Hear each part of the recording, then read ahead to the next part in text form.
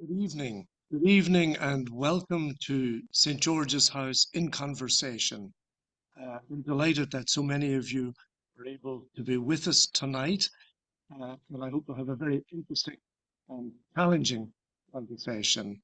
I come to you from the Vicar's Hall in the grounds of Windsor Castle, a building that dates back to the 15th century, but which in this 21st century is the hub of St. George's House. And this is where our consultations on a wide variety of topics take place. This is where the Society of Leadership Fellows conversations also happen. And our guest this evening is no stranger to the Vicar's Hall and the House. Dr. Robin Russell-Jones is a dermatologist by profession, but he has dedicated much of his life to issues around climate change, air pollution, and the contamination of our oceans. He is the author of a book, The Gilgamesh Gene Revisited, and the founder of a charity, Help Rescue the Planet. Pre-COVID, Robin worked on 3 consultations on climate change here at the House, and during COVID, we hosted several more consultations online. He is passionate about these issues, and I'm sure that will come across in our conversation this evening. So, Robin, welcome back to St. George's House, and I thought I might start with a very direct question. We're constantly told that global warming and the target of 1.5% is unreachable, or 1.5 degrees is unreachable, it's irreversible. Do you think that is really the case? And if it isn't, what do we need to do to solve this issue? Well, good evening, Gary, and thanks for asking me to contribute. Yeah, 1.5C is no longer attainable. If you look at the increase in temperatures since the early 70s, it's been going up in a fairly linear way at a rate of 0.18 degrees centigrade per decade. But from 2010, it's accelerated. It's going up at more like 0.27 C per decade. And if you extrapolate that trend, it cuts 1.5 C in 2029. So that was James Hansen's data from GISS, the NASA Institute for Space Studies. But a colleague of mine, Tom Wigley, who was I regard as the father of climate science, has analysed the HRTP 5 data set, and he comes to slightly worse figures. So 0.2 degrees centigrade per decade from 1974, and since 2010, 0.28 C per decade. So he also agrees that we're going to crash through 1.5 degrees centigrade in 2028, 2029, which is only 5 years away. So there's absolutely no chance of avoiding that. So the IPCC ought to stop pretending that we can keep within the 1.5 limit and start thinking about how far we're going to overshoot and how we're going to claw back using carbon negative technologies. And if we overshoot, as it seems very, very likely, then what must we do to fight against this? What can we do? Well, we have to get to net zero according to the IPCC, but of course the problem is that they have different definitions of net zero, and they don't stipulate whether it applies to just CO2, whether it applies to all greenhouse gases, or whether it applies to all species net zero, which would include things like aerosols, which the IPCC don't currently include in their estimates. But aerosols are very important because normally they exert a cooling effect on the planet. So you'd think it would be easier to get to all species net zero than to greenhouse gas emission net zero. But of course, that's not true because the aerosols have been decreasing. Following new regulations from the International Maritime Organization, the sulfur content of fuel used in shipping has been reduced. And that means that the aerosol loading of the atmosphere has been reduced, and that means that the warming is increasing. So when you look at all species net zero, then the date by which you have to get to net zero is not 2050, it's 2036. And that's only 12 years away. So we're not going to achieve net zero either. So we're going to overshoot by quite a substantial amount. And we may not get back to 1.5 until probably the end of the middle or the end of the next century. And so, we are bombarded with this information, this scientific information, these statistics, which can be overwhelming for the layperson. I just wonder what your perception of the role of the media is in all this. Well, of course, they just confuse everybody.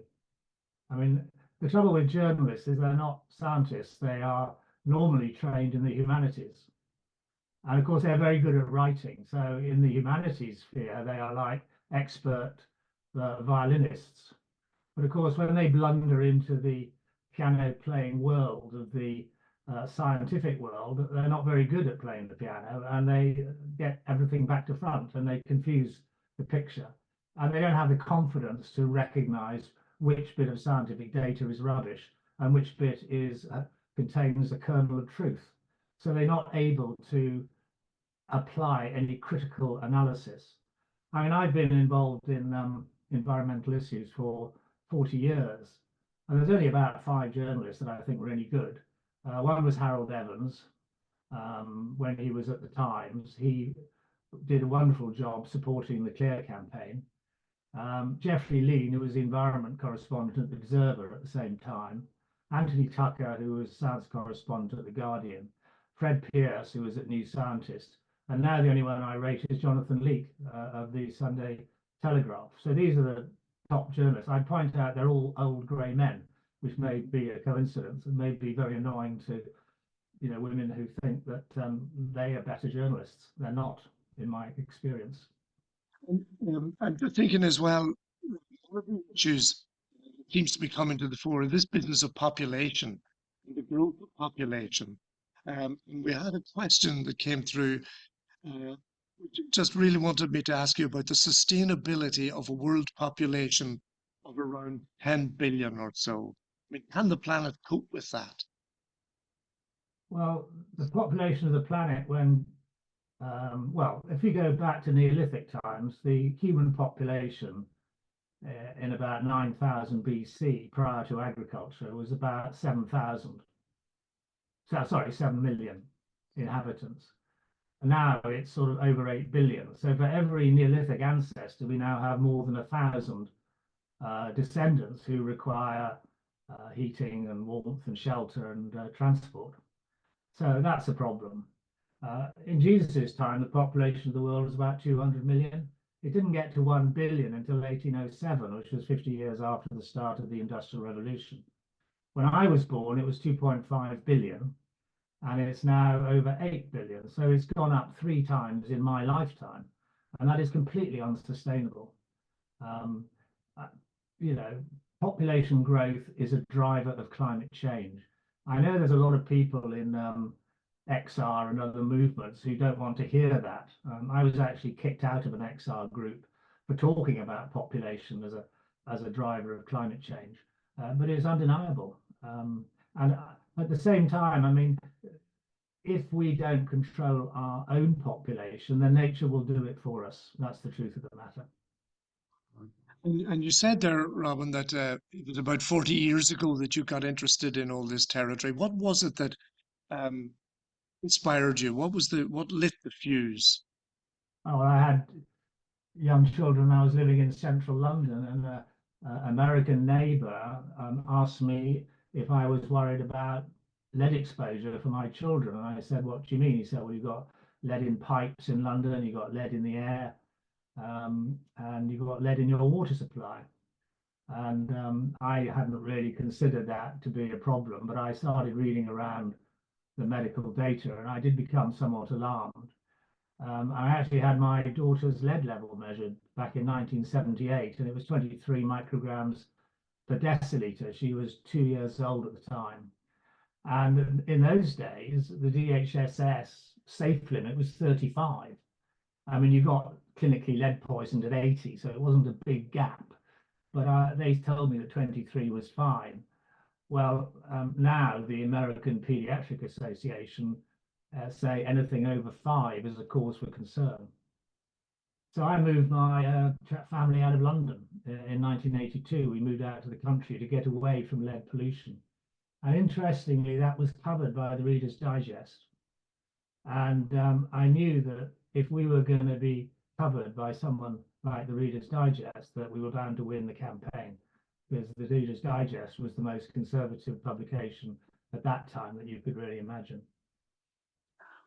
And then thinking about, about air quality, there was that very sad case, of course, of Lekisi Deborah, that kid on the South Circular Road who died of Yeah, in air pollution. 2014. Yeah.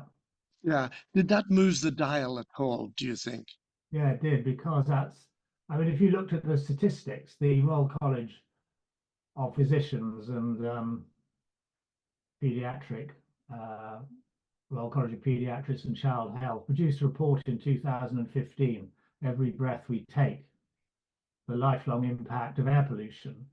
And they estimated that the number of deaths from air pollution per annum in the UK was 40,000, and that it was costing the NHS 20 billion a year.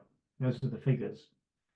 They didn't include obesity and type 2 diabetes in their estimates, but if you include those two conditions, then the actual estimate is 64,000 a year. But that sort of seemed to pass the journalists by. I mean, you know, they mentioned it, they didn't really consider it or what you could do about it, until Lekisi Deborah died in hospital from an asthma attack, which was precipitated by illegal levels of air pollution, but particularly nitrogen dioxide.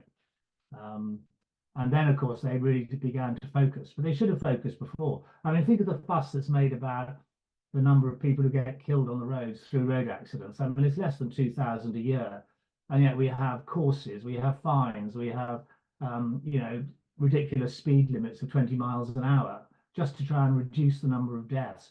Well, if you drive a car at 20 miles an hour, it actually produces more pollution than if you drive it at 30 miles an hour or 40 miles an hour.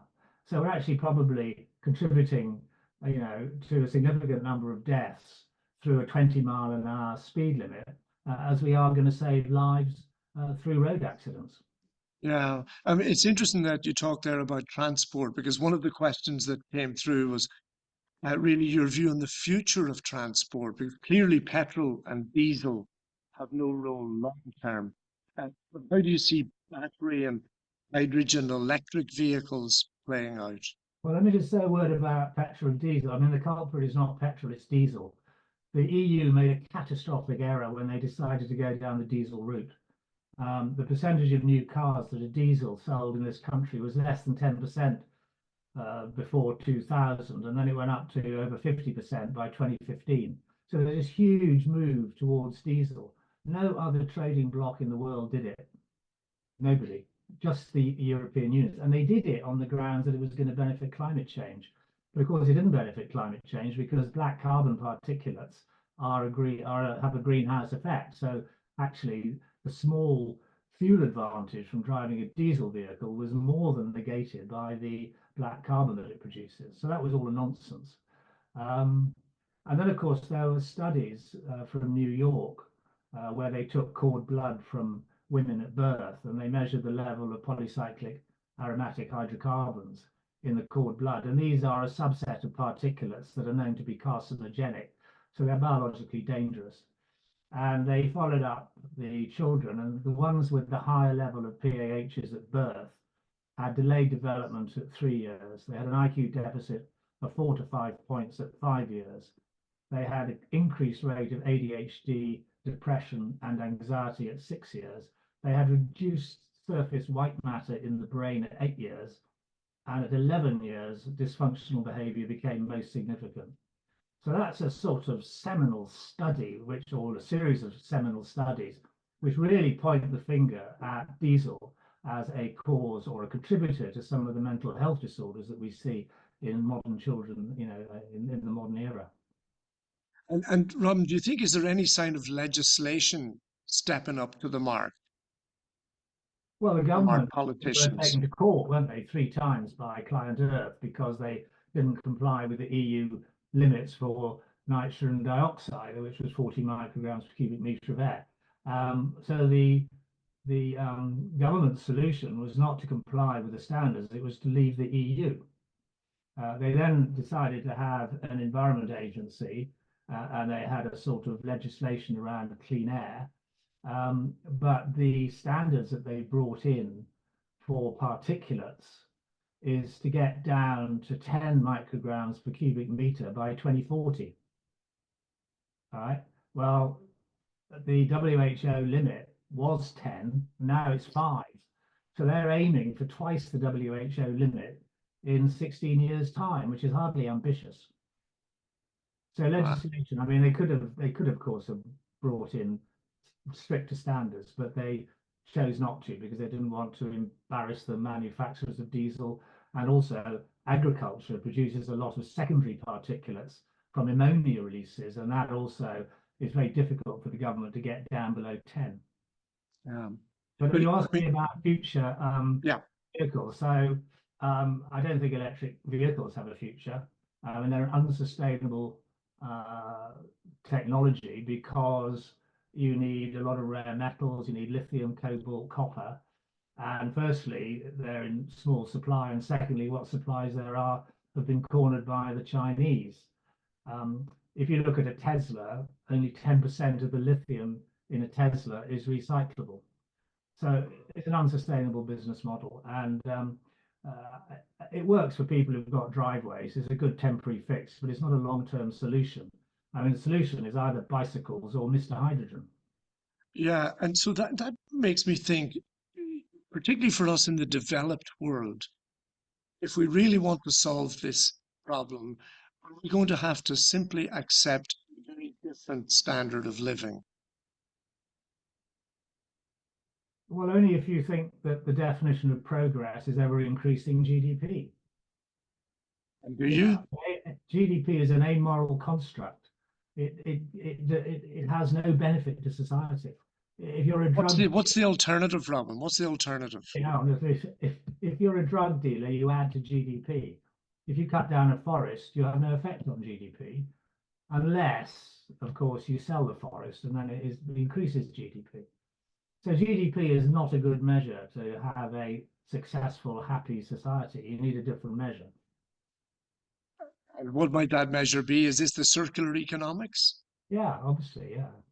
It's not difficult. I mean, people have been talking about this for decades. It's just that the BBC and all the other media outlets just bang on and on about GDP all the time, as if that is the only thing that matters.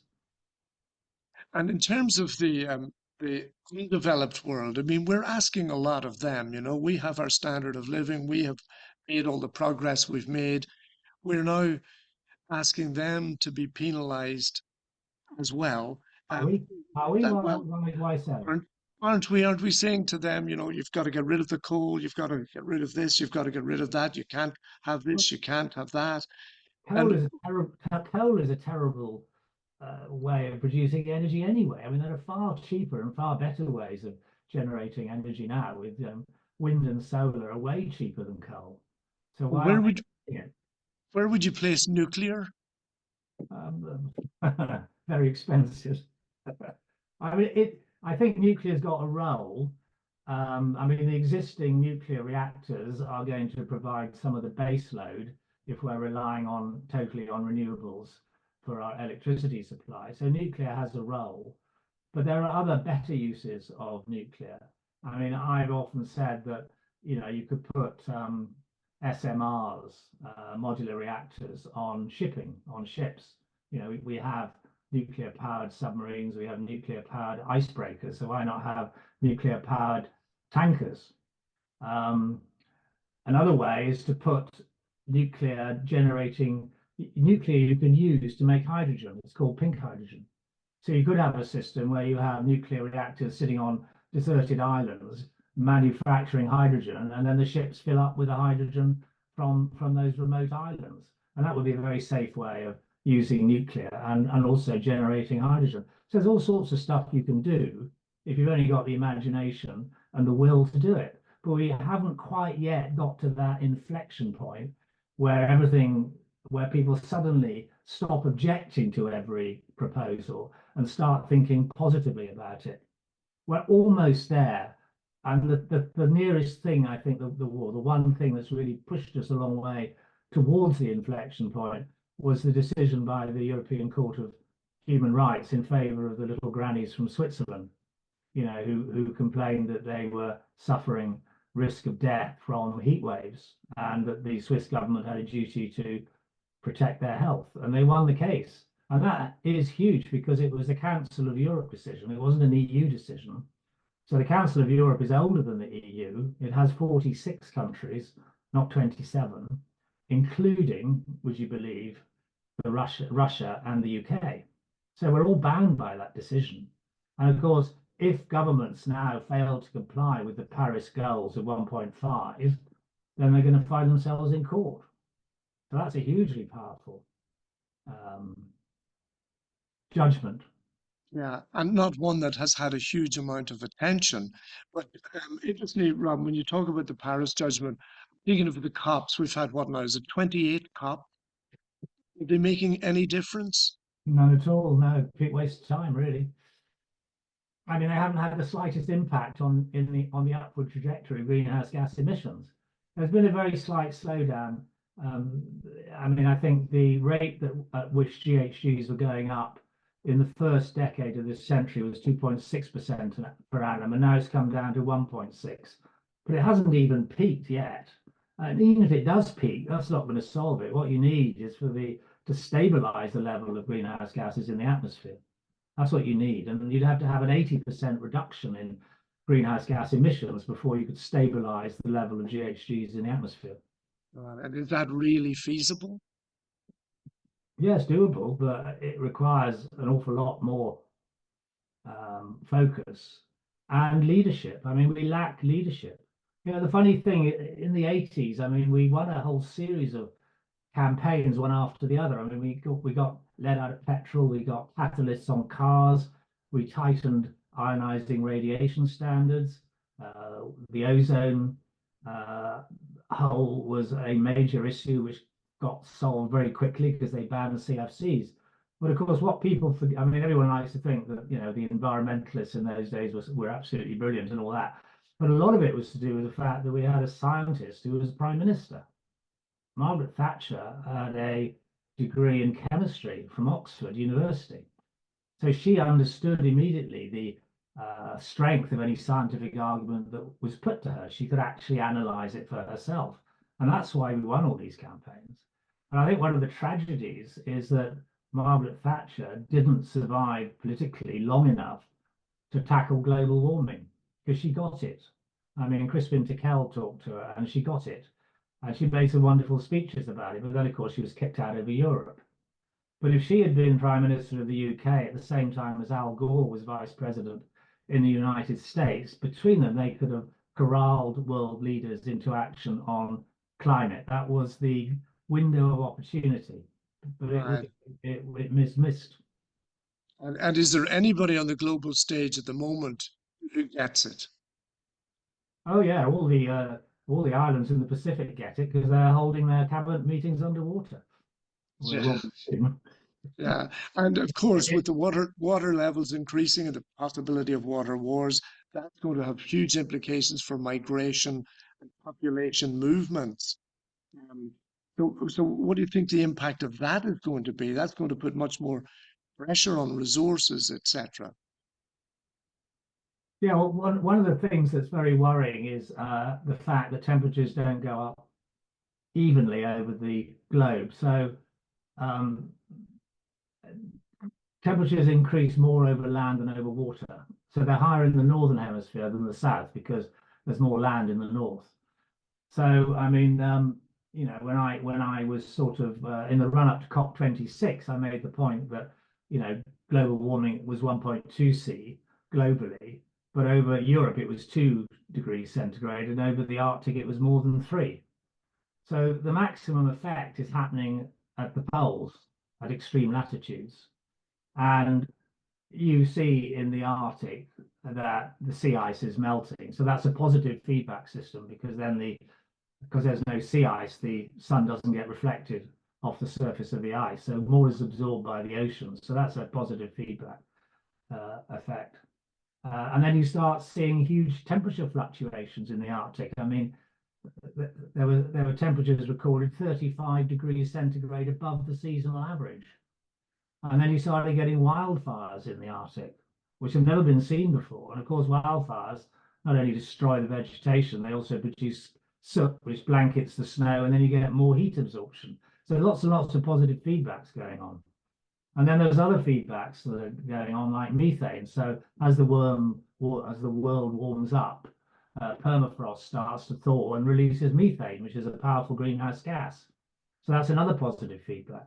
And another one is the Amazonian rainforest, because if they dry out, then they stop photosynthesizing, so CO2 doesn't get absorbed.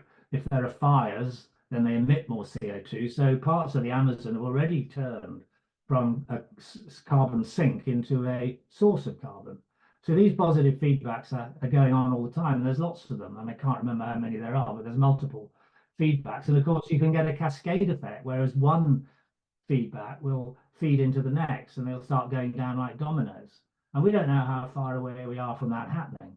What we do know is that Antarctica, if you look at paleoclimate data from historical records going back millions of years, we know that Antarctica became ice-free when CO2 levels were between 400 and 450 parts per million. Well, currently they're 421 parts per million. And if you add in the other non-CO2 greenhouse gases like methane, we're actually at about 560 parts per million equivalent, CO2 equivalent. So, that means it may not happen, immediately, but it's going to happen unless we start bringing down the level of greenhouse gases in the atmosphere. Yeah. And it makes me think of Mustafa Suleiman has a book, The Coming Wave. It's about artificial intelligence. But in that book, he talks about um, pessimism aversion. People really don't want to face the threats of AI. There's something similar in climate change. We think perhaps it's also complicated, it's so difficult. Something will come along and sort it out. Do you think there's any validity in that argument? People just don't want to confront this. Well, the psychology of climate change, you could write a book about it and you still wouldn't cover it. I mean, it's extraordinary how people are in denial about climate change. I mean, there are the outright deniers like Nigel Lawson, The Telegraph, the Daily Mail, and Donald Trump. I mean, they're in one camp and they're a hopeless case and nothing you can do about that. But there's also people who are in the minor denial camp, which are like the BBC and most of the rest of the newspapers. So they accept that global warming is happening, but they don't behave in any way to suggest that they understand how serious it is. Yeah, and is that because scientists aren't getting the message across properly? Yeah, I think the IPCC have done a very poor job. I mean, if you look at their reports, the first one was 1990, then 95, 2001, 2007, 2013. This is the working part one, the scientific assessment report. And in 1995, they said that global warming, 50%, global warming was happening, and it was 50% likely to be man-made, 50%. And the next report, it was 75. And the next report, it was 90. And the next report, it was 95. So they took 20 years to conclude that global warming was man-made. Well, I'd already said that in the Lancet editorial back in 1989, and Tom Wigley had said it at the conference I organised in 1988, and so did James Hansen say it. So the IPC haven't been exactly quick off the mark. And whilst they were sort of gradually becoming more confident at a glacial pace, public opinion was going in the opposite direction. So a survey carried out by the Energy Research Centre in the UK found that the number of people who didn't believe, quotes, in global warming gone from 4% in 2005 to 19% in 2013. So the message wasn't getting through. And again, it was, journalists not doing their job, and Nigel Lawson sort of launching a preemptive strike just before the Copenhagen summit of 2009, when he launched his, execrable organization, the Global Warming Policy Foundation, which has done more to undermine the scientific consensus than virtually any other organization on the planet. Uh, and do you think education, our schools, have they a role to play in all this? Oh, certainly. I mean, if the kids were educated from the word go, like they are in some of the Scandinavian countries, it would make a huge difference. But Michael Gove took climate change off the agenda, didn't he? Right. And what do they do in the Scandinavian countries? Well, they have a slightly more, developed sense of their environmental. They understand that humans live within the environment. They don't control the environment. They have a slightly different worldview of man's relation with with nature. But unfortunately, in most of the Western countries, they take the Abrahamic view, which is that man was given nature to exploit. In Genesis, we're told, leave the earth better than you found it. I don't remember that bit. Remember that God giving man control of all the fowls of the air and the fishes of the sea. I remember that bit. That seems to have stuck more than the other one you mentioned. Well, okay, maybe we'll have to double check our references on I wasn't expecting to be asked about the Bible. that. We do some work here with the Jane Goodall Institute, and that seems to me an exemplary organization in getting young people around the world engaged in ecological projects, in climate saving projects. Yeah, but you see, what they're all doing is they're planting trees and they're, you know, removing plastic from rivers and stuff like that. It's all good, but it's not going to affect climate change. You Right. don't, Well, you're not going to affect the rate at which the greenhouse gases in the atmosphere are going up unless you control the emissions of greenhouse gases on the ground. And that is the sort of basic message which everyone wants to avoid talking about, particularly the oil companies. I mean, they love the fact that there's all these people talking about net zero and increasing, carbon sinks and planting trees and all the rest of it.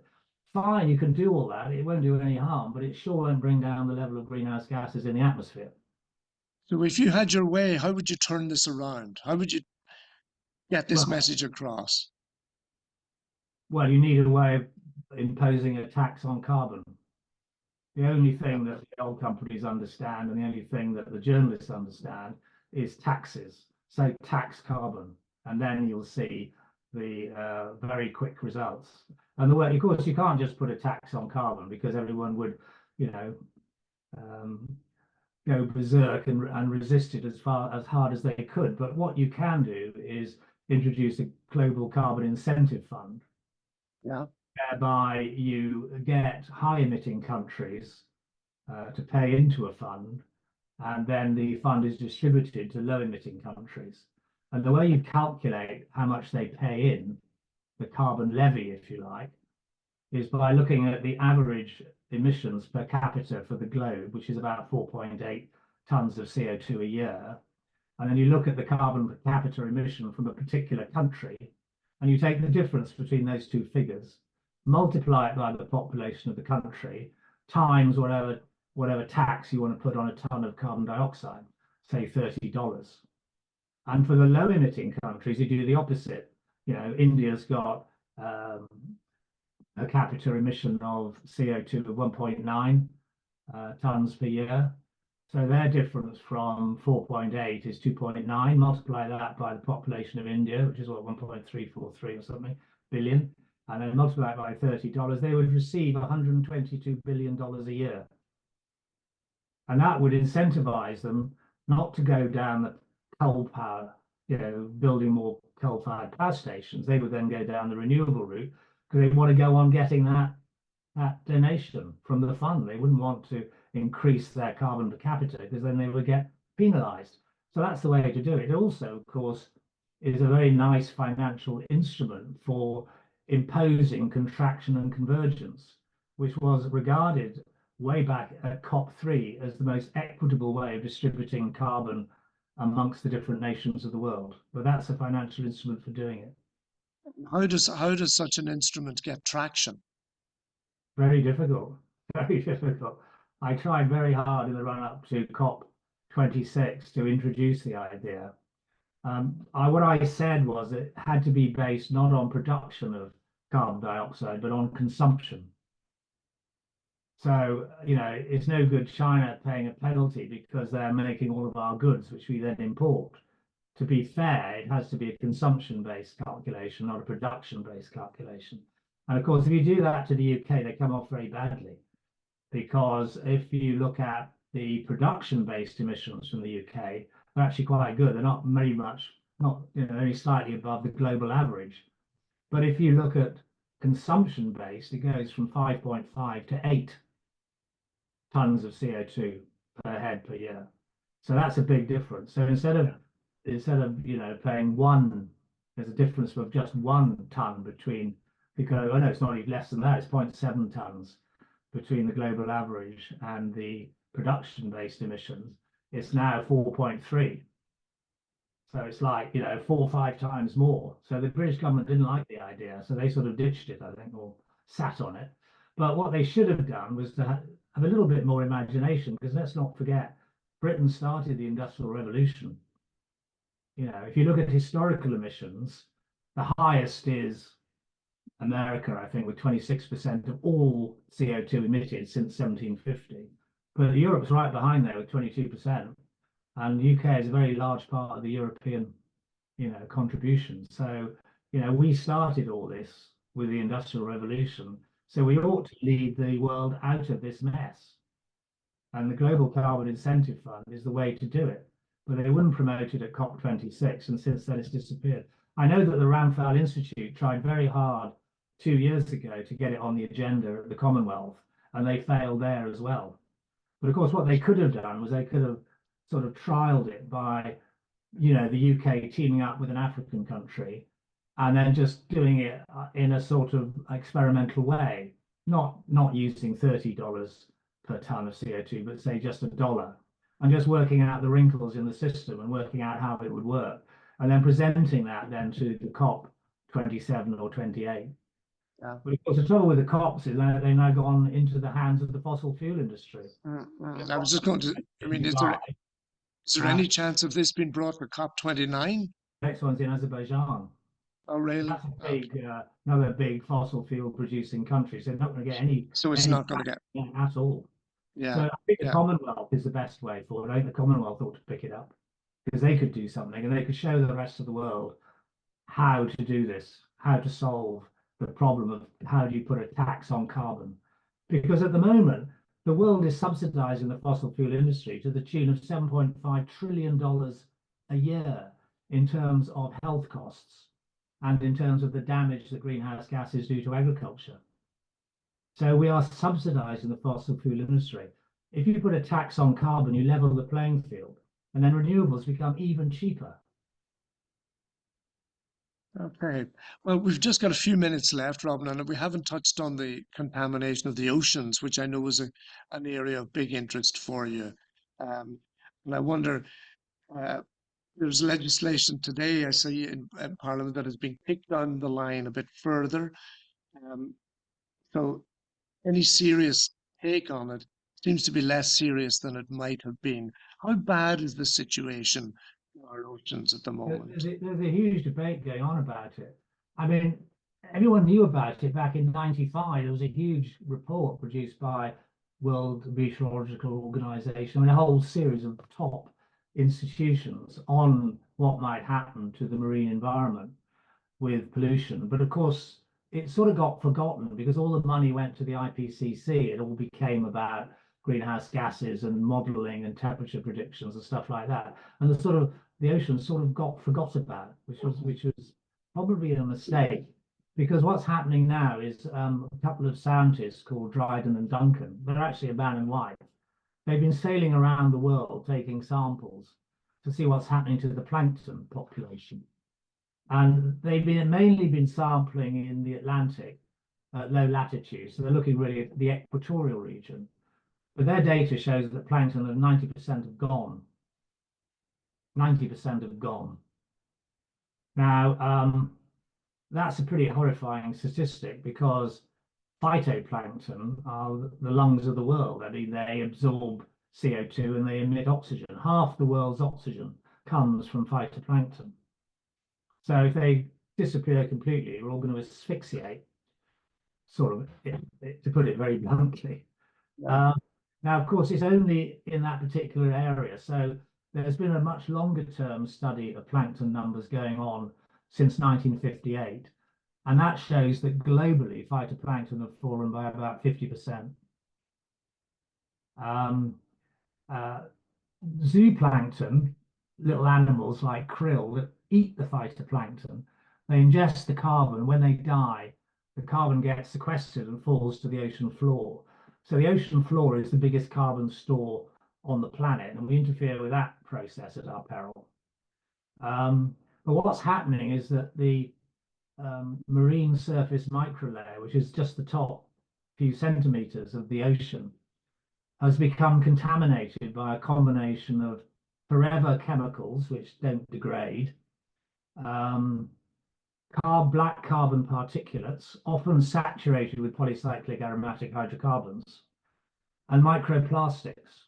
And the microplastics get saturated by the lipophilic forever chemicals. So the zooplankton ingests the microplastics, and it's not doing them any good. And at the same time, the CO2 that's being absorbed by the ocean is causing a fall in pH. And it's predicted that when the pH of the microlayer gets to 7.95, there will be a marine ecosystem collapse. And that's predicted to occur in 2045, so only 21 years away.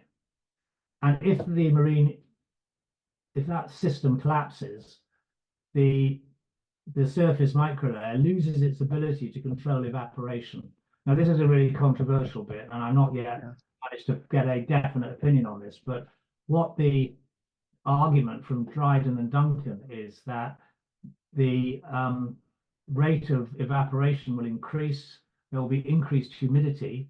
Water vapor is the most powerful greenhouse gas on the planet. It actually accounts for 75% of global warming. The other 25% is the greenhouse gases. But they say that there'll be more evaporation. And that raises a doomsday scenario, because then it means the global mean temperature could continue increasing even if we get to net zero for greenhouse gases. So that is the concern, and it's a huge concern, and it requires an awful lot of urgent research, because it's not a settled bit of science. There's a lot of debate, and that some of the experts in this on this area in this country, so they have a big part to play. Right. And for all that, and for all the difficulty. Sorry, Gary, sorry. I was just going to say, and of course, it's eminently soluble because the microplastics, most of it comes from tires, and heavy cars, degrade much quicker than lighter cars. So, SUVs are out, electric vehicles are out, hydrogen cars are in, because hydrogen cars are a third of the weight of electric vehicles. The black carbon, 70% in Europe of black carbon comes from diesel. So again, we're back to diesel.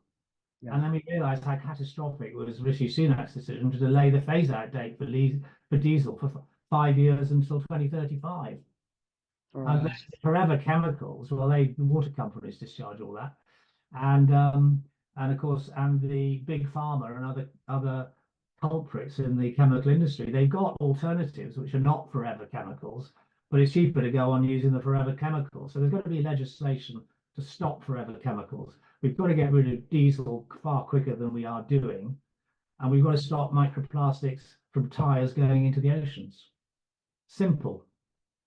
Yes, if only. But those are the challenges that face us, I guess. I imagine we have to be optimistic in some way. Robin, it's been a pleasure talking to you. I don't think I've ever met anybody so well informed in this territory. And I do hope that progress can be made one way or another and fairly quickly. But thank you very much for giving us your time this evening. Thank you to all of you who have tuned in to hear this conversation. And I look forward to welcoming you back to St. George's House in conversation before very long. For now, however, thank you to Robin, thank you all of you, and good night.